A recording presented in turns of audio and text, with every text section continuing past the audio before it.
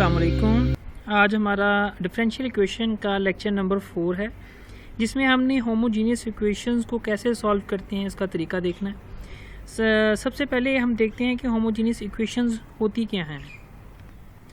A function f of x is called the homogeneous of degree n if. अब वो कहता है कि फंक्शन एक f फंक्शन है हमारे पास, वो होमोजीनियस कहलाता है अगर हम उसमें t की जो वैल्यू है, x की जो वैल्यू है, x की जगह पे हम tx और y की जगह पे हम ty पुट करें और वो दो जो t है वो कॉमन निकल के दोबारा वो फंक्शन खुद बन जाए, और जो t हमने कॉमन निकाला होगा उसकी पावर जो आएगी, यानी कि 1 आएगी, 2 आएगी, 3 आएगी, तो वो उस फंक्शन का होमोजीनियस यानी कि वो उसकी डिग्री होगी। इससे इसकी एग्जांपल से हम आपको बता देते हैं। मिसाल के तौर पे मेरे पास कोई फंक्शन पड़ा हुआ है, f of x of y is equal to, मैं कहता हूँ x प्लस y है, और नीचे मैं ले लेता हूँ x माइनस y। अब इस फंक्शन में मैंने जो x और y है उनकी जगह पे t पुट कर देना है। f of t of x और t of y is equal to, यहाँ पे हम वैल्यू जो ये लिखी गई है हम इसकी जगह पे जहाँ जहाँ x है वहाँ वहाँ हमने x पुट करना है, और जहाँ जहाँ y है वहाँ ty पुट करना है। x की जगह पे tx और y की जगह ty, इसी तरीके से x की जगह पे tx और ty। ठीक है, अब हमने t कॉमन ले लेना है। हम दूसरी कंडीशन बनाना चाह रहे हैं।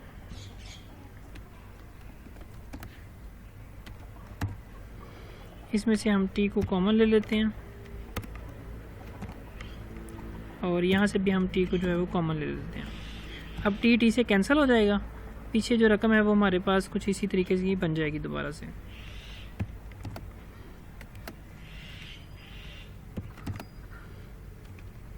अब ये फंक्शन क्या बन गया, हमारे पास फंक्शन खुद बन गया।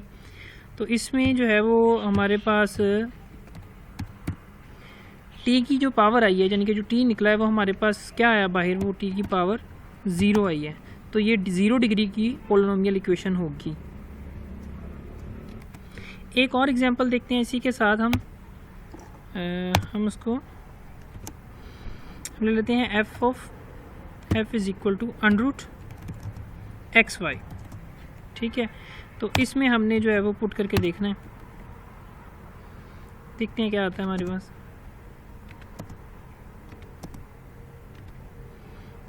इसका हमारे पास आ जाएगा f ऑफ tx और ty, और जहाँ पे हमारे पास था स्क्वायर रूट वहाँ हमने लिया tx ty। ठीक है, तो यहाँ हमारे पास t कॉमन आ जाएगा, तो स्क्वायर रूट ऑफ xy। तो ये मेरे पास वैल्यू बन गई t of function of f of xy। तो ये जो इक्वेशन बनी है वो मेरे पास है डिग्री 1 की, ये डिग्री 1 की बन चुकी है होमोजेनियस इक्वेशन डिग्री 1 की। अब इनको कैसे सॉल्व किया जाता है हम उसका मेथड देखते हैं। तो एक्सरसाइज नंबर है 9.3 SM यूसुफ की बुक की, तो उधर चलते हैं हम।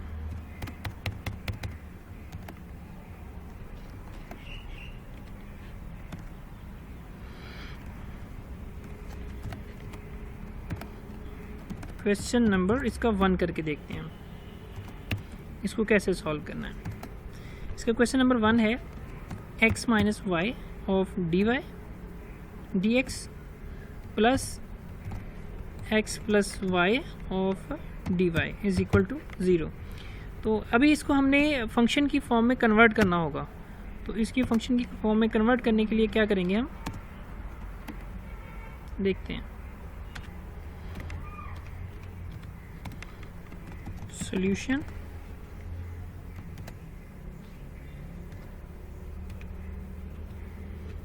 ये हमारे पास मैथमेटिकल एनवायरनमेंट में लिखा गया। चलें इसको हम सेपरेट करके देखते हैं।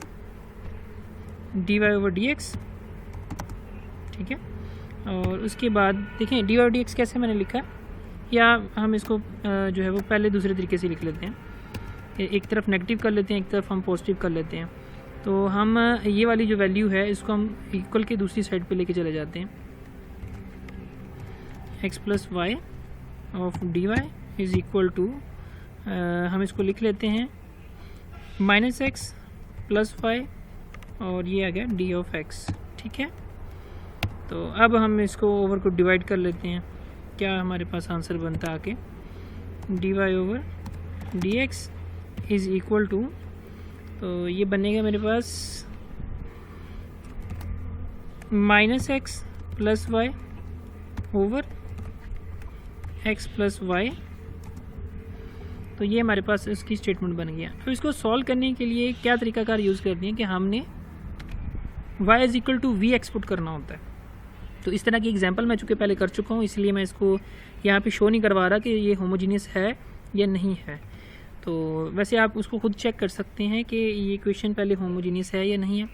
खैर, हमने पुटिंग करना है y is equal to v x, हमने ये वेरिएबल पुट करना है और इसी का हमने डेरिवेटिव लेना है क्योंकि हमें चाहिए d Y over D x का डेरिवेटिव।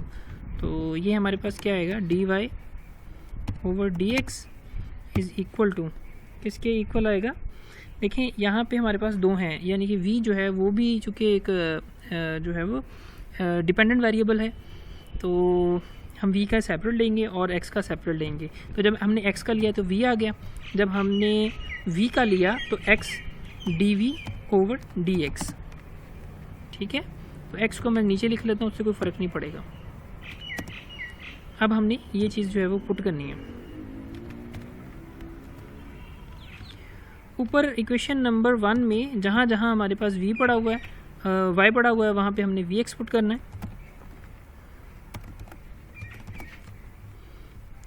उसकी जगह पुट करके देख लेते हैं। देखिए, इसको इक्वेशन 1 में हमने पुट कर दिया है और जहाँ पे d Y over D x था उसकी जगह पे मैंने ये वाली टर्म लिख दी है, डी वी आना था यहाँ पे, डी वी, और यहाँ पे हमारे पास y था, वहाँ हमने वी एक्स पुट कर देना है। ठीक है, इसमें फिर जो x है वो कॉमन आ जाएगा और हम उसको कैंसिल कर देंगे। बाकी सारी स्टेटमेंट हमारी वैसे ही रह जाएगी, सिर्फ हमने x को जो है वो कैंसिल करना होगा। इसको x को हम कैंसिल कर देते हैं, यहाँ आ गया 1,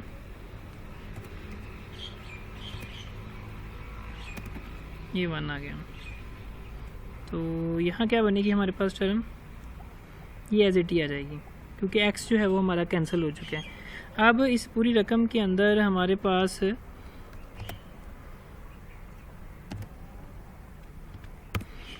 जिस जगह पे v था ये वाला, ये हमने नेगेटिव दूसरी साइड पे लेके चले जाना है। इस तरफ हम इसका माइनस v कर देंगे। अब इसको सिंप्लीफाई करते हैं। एलसीएम लेने के बाद मैंने इसको थोड़ा सा सिंप्लीफाई किया। एलसीएम कैसे लिया कि ये वाली टर्म जो है वो ऊपर मैंने मल्टीप्लाई कर दिया, तो ये टर्म बन गया v माइनस वी से कैंसिल हो गया और पीछे जो है वो बाकी ये बच गया। अब इसकी हमने इंटीग्रेशन करनी है, ये मैंने, ठीक है, इसकी हमने इंटीग्रेशन करनी है। ये वाली टर्म इस तरफ आ जाएगी और जो x ऑफ डी एक्स है ये हमारा दूसरी तरफ शिफ्ट हो जाएगा। तो करते हैं इसे। देखें, डी वी वाली अलग टर्म अलग कर दिया और डी एक्स वाली हमने अलग कर दिया। अच्छा, इसको सॉल्व करने के लिए जो हमारे पास ये नीचे वाली वी स्क्वायर प्लस 1 था, हमने इसको डिवाइड कर दिया। अब डिवाइड तो इसे किया नहीं जा सकता था, तो जो v वाली टर्म है हमने इसको सेपरेट कर दिया और 1 ओवर वी स्क्वायर प्लस 1 वाली टर्म को अलग कर दिया। अब ये वाली जो टर्म थी हमारे पास, जो v वाली हमने अलग की है, इसमें जो नीचे वाली टर्म का डेरिवेटिव है वो बनता है 2v, तो हमने ऊपर अपनी मर्ज़ी से 2 लगा दिए, दूसरी तरफ जो है वो 2 हमने डिवाइड कर दिए क्योंकि अपनी मर्ज़ी से हमने मल्टीप्लिकेशन की थी। अब इन सब की इंटीग्रेशन सिंपल तरीके से की जा सकती है। अगर हम इसे इंटीग्रेट करें तो ये बनता है ln v plus v square plus 1 और इसकी जो है वो इंटीग्रेशन tan इनवर्स v बन जाती है और इधर आ जाएगा ln x।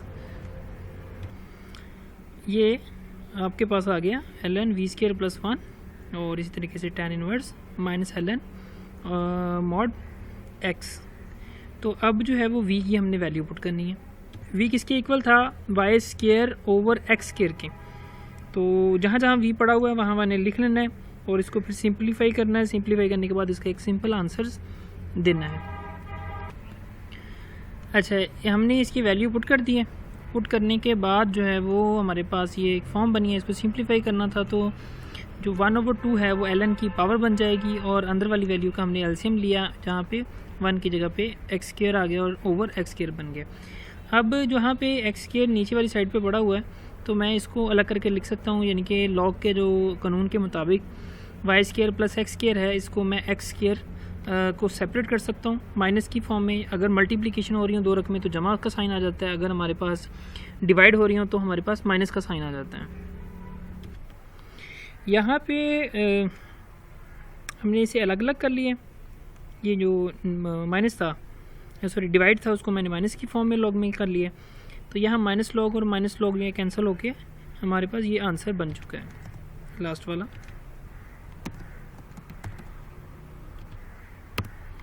ओके, अल्लाह हाफिज़। इससे अगले लेक्चर में हम 9.3 के तमाम क्वेश्चंस करेंगे। चूँकि टाइप करना काफ़ी मुश्किल होता है तो इस वजह से जो है वो बाकी क्वेश्चन जो है वो हमारे इंशाल्लाह हाथ से पेपर के ऊपर सॉल्व होंगे। ओके, अल्लाह हाफिज़।